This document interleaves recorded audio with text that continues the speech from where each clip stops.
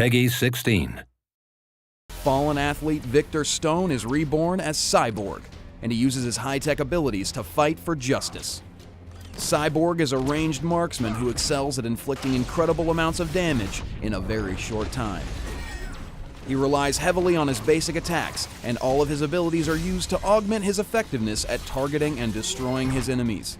Victor's passive is cybernetic targeting. After several basic attacks, his next basic attack inflicts additional power damage based on a percentage of the target's maximum health. Tracer Shot fires a narrow beam of energy in a line that damages all enemies caught in the blast. It also applies a debuff to all enemies hit that increases Cyborg's chance to critically strike that target for a short duration.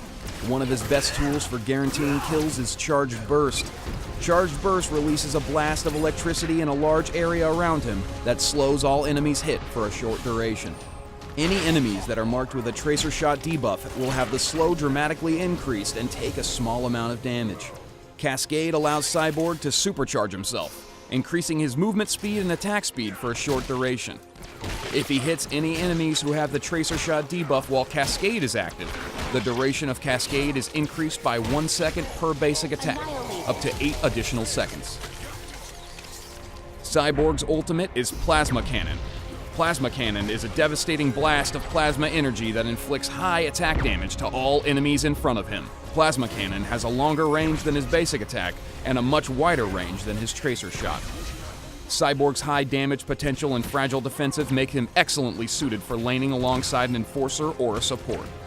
Early game, grab a small amount of durability to help you from being pushed out of your lane so that you can survive attacks when the enemy hits you back.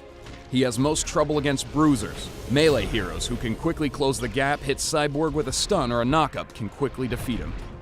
Since he relies on his teammates to protect him, catching him alone or isolating him in a teamfight should result in an easy kill against him.